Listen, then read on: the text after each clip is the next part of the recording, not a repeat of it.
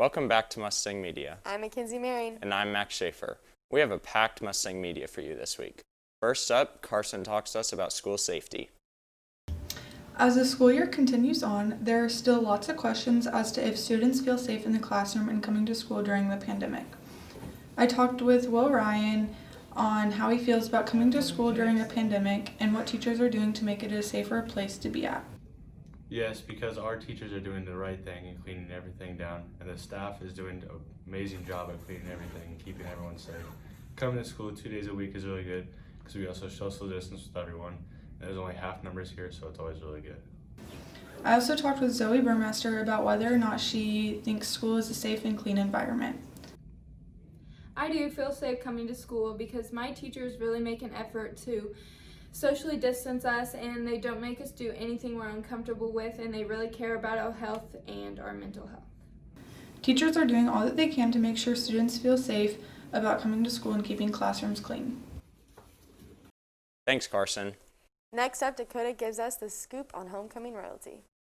Under the Friday Night Lights, the Mustangs competed in their homecoming game versus Ark City. At halftime, King and Queen candidates were crowned. I asked King Josh Cunningham how it felt to be crowned homecoming royalty. I feel pretty good. It was pretty exciting when I won. I mean, it's pretty cool knowing that people like me enough to be on homecoming court and also, be homecoming king. My favorite part about being a candidate was just, being able to hang out with all the other people on the court. They were pretty cool and fun people, so that was fun. Queen Erin Flax talked about her favorite part about being a candidate. My favorite part was just hanging out with everyone and getting to get all dressed up and asking a random stranger if we could get in their fountain for a video. That was also fun. I felt really good to win homecoming queen. I definitely wasn't even really expecting to get nominated, so winning was really exciting. Flax and Cunningham weren't the only ones that took a dub that night. The Stangs won 33-27. Thanks, Dakota. USD 305 has new activity buses. I talked with the student design winner.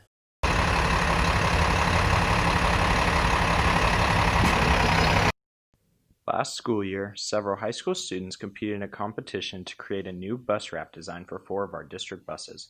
We talked to winner Carlin Breckheisen about her design and the process of making it. To begin the bus design process, we started out, it was an assignment in class. It was for our final in graphic design 2D. We were given a rubric and we were told that we had to follow the specific requirements, and she kind of just let us loose. So we began by hand drawing our design of what we kind of thought we wanted it to look like. And then we started designing on the computers, and I designed one and I decided I didn't like it, and so I restarted it and I came up with this. When I was working with the graphic design house, they had sent me a couple designs, one that had paw prints on it and horseshoe prints, and I didn't really like the way that had turned out, so I emailed them back and told them I didn't like it, and they took it off. And now the bus is exactly how I wanted it. When it comes to the bus creation, graphic design teacher Kelly Jones discussed why she thought Breckheisen's was top-notch. Carlin's design stood out above the rest because the sides of her bus were what I really noticed when she started creating the design, because she incorporated both schools very well on her design and used colors that could go with both schools. Student success after high school is also a goal of Jones. This project helps students become college and career ready because they had to go through a timeline process where they sketched their designs first and then they had to get to their final design. They also had to make the customer happy, which in this case was the district.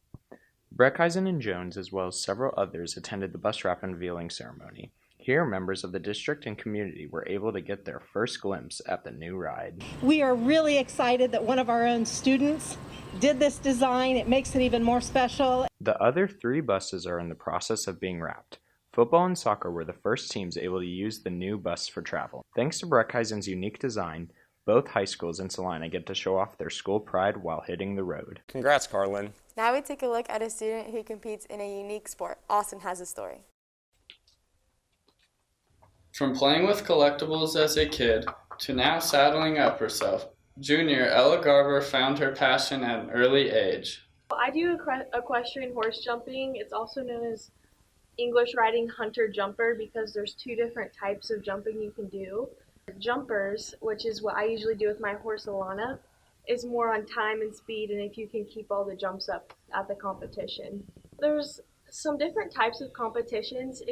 There's lower rated ones, which would be like a B rated show, and then there's A rated shows and double A rated shows. And those are the bigger shows the more professional horse riders show in. I usually will go to the A rated shows and those are out of town. I have been to Colorado, Nebraska, Missouri, Oklahoma, Texas. For Garver, this passion has been a family affair. I started off riding out at my family farm. My mom used to ride when she was little, so they've always had horses out at the farm. And I would trail ride Western with my family. And when I used to live in Kansas City, there's a lot of horse jumping and English riding around the area. So that's how I got involved because I wanted to take the horses and riding more seriously. I wanted to compete. Garver's mom, Molly, knows that the lessons she has learned from horse jumping has helped her in many aspects of life. As parents, we've really seen that just being around horses and being around the barns, it's given her a real sense of responsibility. It takes a lot of work to take care of a horse. The main benefit for her is just giving her a lot of confidence and high self-esteem, just all around, not only physical strength, but just mental strength. Horse riding has really done a lot for her. Having a connection with your horse is key when wanting to do well in competition. Most people will think that the horse does all the work, the horse jumps, but really it's a big factor of the horse and rider working together. You have to have that connection with your horse, riding with the reins, your seat, your legs, kind of your balance. If horse jumping is something that sounds fun, Garver has tips on how to get involved with this sport. There's tons of different trainers around the country, around Kansas in our area, that it's so easy to get in a program, and you just have to find a program you like. The trainer will basically take you from there to help you out through your journey of horse riding. Thanks, Austin. What interesting fact do you have for us today, Reed? Fun Facts with Reed. Monday, so you know what that means? It's time for a fact. Did you know that it's illegal for a gorilla to ride in the back seat of a car in Massachusetts? Thanks for dropping that knowledge. Your 7-day outlook is up next. How's it looking, Kendale? This is your 7-day outlook for October 12th. Monday, going to be 73 with a low of 50. Tuesday, 80 degrees with a low of 55. Wednesday, 84 with a low of 56. Thursday, 75 with a low of 47. And then cooling down for Friday, Saturday, and Sunday, with Friday being 65 with a low of 62. Saturday, 67 with a low of 39. And then Sunday, all the way down to 64 with a low of 40. Thanks, Kendale. That wraps up this week's episode of Mustang Media. Stay safe, Mustangs.